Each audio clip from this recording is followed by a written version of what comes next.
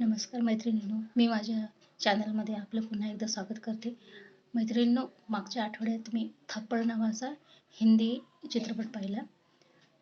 त्या चित्रपटामधून आज भारतीय स्त्रीची आजची स्थितीसुद्धा कशी आहे हे अधोरेखित होते. अगदी सोफिस्टिकेटेड असलेल्या लॉयर पासून तर घरकाम करणाऱ्या नोकर स्त्रीपर्यंत पुरुषांच्या नजरेमध्ये स्त्रीची काय किंमत, एकच किंमत आहे हे लक्षात येतं.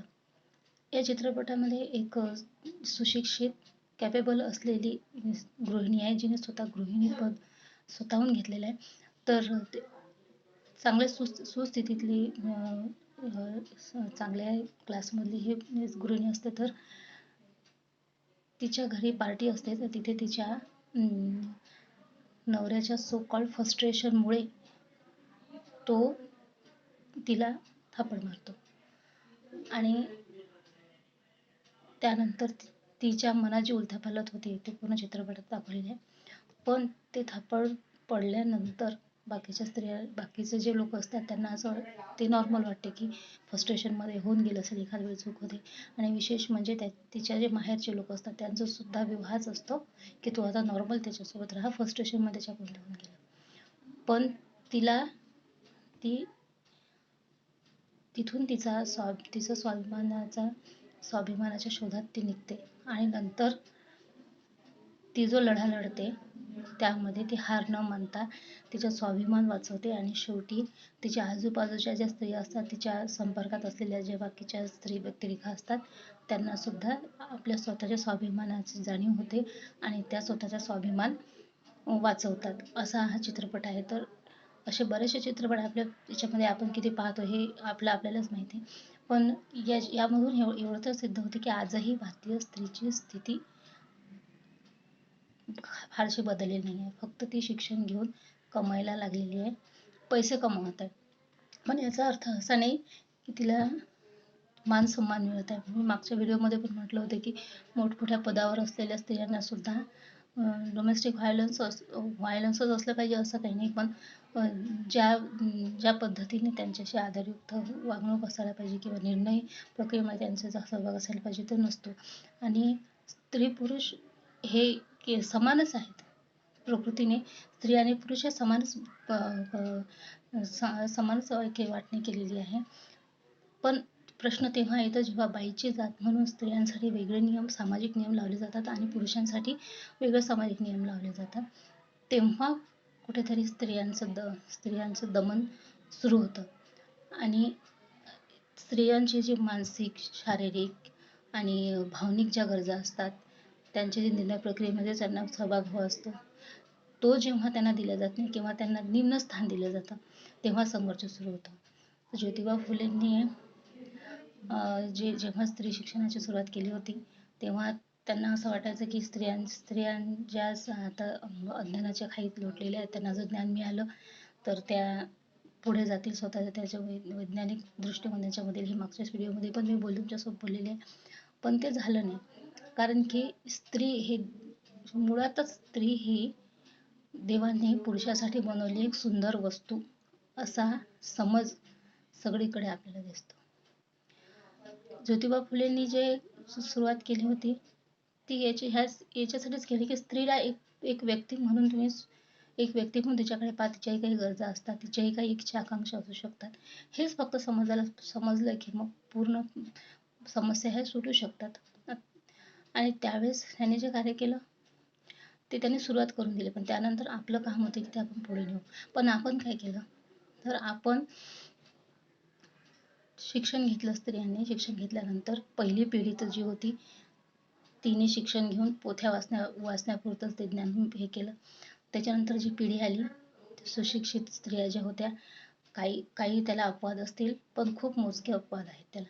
तर काही ज्या स्त्रिया होत्या त्यांनी नंतरच्या पिढीच्या स्त्रियांनी आपले शिक्षण शिक्षण घेऊन मग त्यांना चांगलं घर मिळावं, चांगल्या म्हणजे स्टँडर्ड याच्यामध्ये शिकलेल्या स्त्रिया ज्या होत्या त्यांना चांगलं हे स्थळ यायला लागले. त्याच्यानंतरच्या पिढीमध्ये मग आर्थिक संसाधन म्हणून नोकरी स्त्री करायला लागली. पण ती स्वतःच्या काही गुणांना हे व्हावं म्हणून ती नोकरी करत नव्हती, तर कुटुंबाला आर्थिक हातभार लागावा म्हणून ती नोकरी करत होती. त्याच्यानंतर जो काळ आला त्याच्यामध्ये मग मिळकत चांगली व्हायला लागली, सगळीकडे हे व्हायला लागले, तर मग आता सुखसोयी वाढायसाठी मग स्त्री नोकरी करायला लागली. त्यानंतर आता जी स्त्री किंवा आता जी नवीन आपली तरुण पिढी आहे ती फक्त चंगळवादाकडे होते.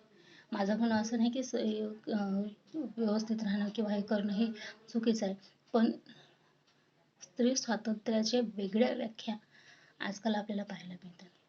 जेव्हा आपण म्हणतो की ड्रिंक करणं, स्मोकिंग करणं हे हे चांगलं नाही, मग पुरुषांसाठी चांगलं नाही तर स्त्रियांसाठी ते चांगलं कसं काय असू शकतं? आजकालचे स्त्रीमुक्ती किंवा स्त्री स्वातंत्र्याबद्दल ज्या व्याख्या केल्या जातात त्या व्याख्या ज्योतिबा फुलेंच्या विचारांपासून कोसो लांब आहेत, आणि यामुळे ते जे शब्द आहेत स्त्रीमुक्ती किंवा स्त्री स्वातंत्र्य हे घासून गुळगुळीत झालेले शब्द आहेत. काही संस्था आहेत किंवा ज्या काम करत आहेत, पण त्या संस्था सहसा स्त्री अत्याचार झाल्यानंतरच काम करतात, पण ते होऊच नाही यासाठी आपण काय करतो हे महत्त्वाचं आहे. आणि याच्यावर विचार खूप कमी प्रमाणात झाला, त्यामुळे अजूनही आपल्याकडे निर्भयासारख्या केसेस होताना दिसत आहेत. तर निर्भयासारखे केस जेव्हा पाहतो तेव्हा आपण सुन्न होतो की आपल्याला शिक्षणापासून आपण काय प्राप्ती केली, शिक्षणाचा आपण उपयोग व्यवस्थित करून घेतला का? नाही, तर आपण जे करायला पाहिजे होतं ते मुळातच सुरुवातच त्याची केली नाही आहे. आपण शिक्षण घेऊन फक्त आपल्यापुरता विचार केलेला आहे स्त्रियांनी, पण आपण शिक्षणातून पुढची स्टेप जी घ्यायला पाहिजे होती, जी अपेक्षित होती ज्योतिबा फुलेंसारख्या अनेक समाजसुधारकांना, ती स्टेप कधीच घेतल्या गेली नाही. तर स्त्री आणि पुरुष हे दोघेही समसमानच आहे. जशा स्त्रियांच्या काही उणिवा आहेत तशा पुरुषांच्याही उणिवा आहेत, आणि जशा पुरुषांची काही बलस्थान आहेत तशा स्त्रियांचीही बलस्थान आहेत. पण याचा अर्थ पुरुष हे श्रेष्ठ आहेत आणि आम्ही पुरुषांसारखंच वागतो, पुरुषीपणाने हे करतो, तर हे कितपत योग्य आहे? ही कोणती स्त्रीमुक्ती आहे हे मला कळत नाही. तर आधी आपल्याला आपल्या स्त्रीमुक्तीची व्याख्या स्पष्ट करायला हवी की स्त्रीला एक व्यक्ती म्हणून समाजात, कुटुंबात, सगळीकडे एक व्यक्ती म्हणून, स्वतंत्र व्यक्तिमत्व म्हणून स्वीकारल्या जाणं हे महत्त्वाचं आहे.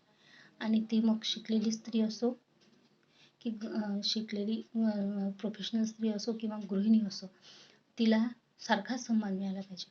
काही स्त्रिया आजकाल नोकरी याच्यासाठी करतात की अर्थार्जन यासाठी करतात की आपल्याला समाजात मान सन्मान मिळेल. याला काय अर्थ आहे? जर मान सन्मान मिळवण्यासाठी तुम्ही नोकरी करत असाल तर मग उच्च शिक्षित ज्या गृहिणी असतात त्या मूर्ख म्हणाव्या लागतील, असं नाही आहे मैत्रिणींनो. अर्थार्जन करणं हे चुकीचं नाही. स्त्री शिक्षणाचा उद्देश जो होता स्त्रियांना आर्थिकरित्या सक्षम बनवणं हे तर आहेच, आणि प्रत्येकच व्यक्तीने आपल्यामध्ये स्वतः आत्मनिर्भर असणं आवश्यक आहे. पण नोकरी करून किंवा अर्थार्जन करून आपण कुटुंबात किंवा समाजात एक स्थान निर्माण करू, ही जी धारणा आहे हीच मुळात चुकीची आहे. का म्हणून नोकरी करूनच का तुम्हाला हे आदर मिळेल?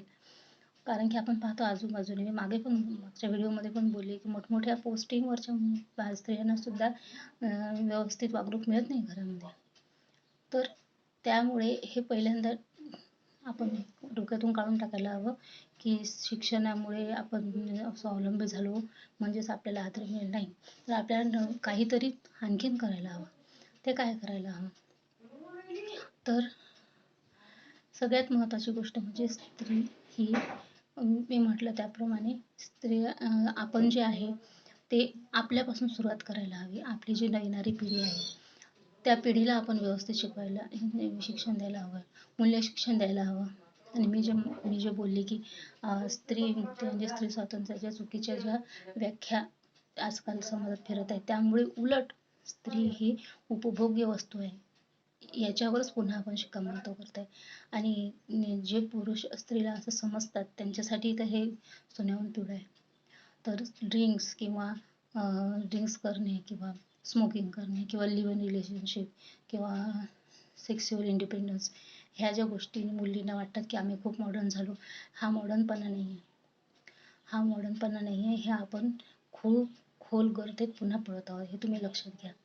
आपण स्त्री म्हणून आपल्या आजूबाजूला पाहायला हवं. आपल्या स्त्री आपल्या भगिनींची, आपल्या मातांची, आपल्या सगळ्या समाजातल्या स्त्रियांची कंडिशन काय आहे याचा विचार करायला, आपल्या शिक्षणाचा उपयोग आपण करायला हवा. आपण वाचन करायला हवं. आपण वेगवेगळ्या विषयावरचे वेगवेगळे समाज सुधारणाचे पुस्तक वाचायला हवे. आणि ह्या ज्या धारणा आहेत, ह्या चुकीच्या धारणा आहेत. काही माता सुद्धा मुलींना पुरुषीपणा करण्याकडे हे करतात. माझं म्हणणं असं नाही की मॉडर्न जसं काळ बदलत तसं सगळ्यांनी बदलायलाच हवं. पण आपण सीमारेषा जी आहे ती पुसट होऊ देता कामा नये. पुसट सीमारेषा जी आहे ती आपण पाळायला हवी. यामुळे काय होतंय की स्त्री मुक्तीची चळवळ किंवा स्त्री स्वातंत्र्याची चळवळ जी आहे ती तिथेच फेल ठरत आहे. तर त्यामुळे आपण काय करू शकतो, तर आपण सगळ्यात महत्त्वाची गोष्ट म्हणजे समाज केव्हा बदलेल. समाज म्हणजे काय? समाज म्हणजे व्यक्तींनी बांधलेला समूह, आणि समाजामध्ये आपण सुद्धा येतो, हे आपण विसरून चालणार नाही. तर समाज बदलायचा असेल तर सगळ्यात पहिले आपण बदलायला हवं. प्रत्येक गोष्टीकडे आपण त्या दृष्टीने पाहायला हवं, त्या दृष्टीने विचार करायला हवा. आणि तुम्ही जसं म्हटलं जाते की शिकलेली स्त्री असली तर ती स्वतंत्र आहे, असं नाही आहे. तसं जर असतं तर स्त्रियांवर मोठमोठे करिअरच्या प्रोफेशनल हे स्त्रिया असतात त्यांच्यावर अत्याचार का झाले असते. आपण निर्भयासारख्या अनेक केसेस आपण पाहत असतो, प्रत्येक ठिकाणीच्या केसेस होत असतात, ह्या झाल्या नसत्या. तर हे आपल्याला टाळायचं असेल तर आपल्या जुन्या पिढीने ज्या चुका केल्या त्या चुका आपण टाळायला हव्यात. आणि आपल्या समाजात आपण जिथे आहोत, ज्या स्थानात आहोत, आपण गृहिणी असो, आपण माता असो, भगिनी असो, कोणाची सासू असो, कोणाची सून असो, तर त्या रोलमध्ये आपण आपला जी भूमिका आहे ती निभवायला हवी. आणि ही भूमिका जर आपल्या मागच्या पिढ्यांनी जर हे काम केलं असतं तर आपल्या पिढीला ही स्टेप घ्यायचं काम पडलं नसतं. आणि ज्योतिबा फुलेंचा सुद्धा विचार तोच होता की स्त्रियांनी शिक्षण घेतल्यानंतर त्यांच्यामध्ये परिवर्तन होत जाईल आणि एक दिवस समाजातल्या ज्या बाकीच्या रूढी परंपरा आहेत त्या सुद्धा मिटल्या जातील. पण आपण काय पाहत आहे, नाही, आपण स्त्री स्वातंत्र्याचा तर आपण चुकीचा अर्थ लावलेलाच आहे. बाकीच्या ज्या रूढी परंपरा आहेत त्याही आपण अंगीकारून घेतलेल्या आहेत. तर त्याबद्दल तर सोडाच, पण स्त्रियांचं जी उन्नती किंवा जो स्त्रियांमध्ये बदल ज्योतिबांना अपेक्षित होता तो सुद्धा आपण करू शकलेलो नाही. तो आपण कसा करू शकतो, आपण प्रत्येक भूमिकेमध्ये आपण आपली कशी भूमिका पार पाडू शकतो याबद्दल आपण पुढच्या व्हिडिओमध्ये पाहू.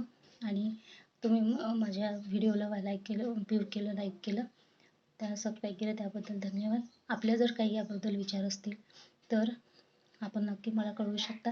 आणि माझा व्हिडिओ पाहिल्याबद्दल खूप खूप धन्यवाद. माझ्या व्हिडिओला लाईक करा आणि सबस्क्राईब करा. धन्यवाद.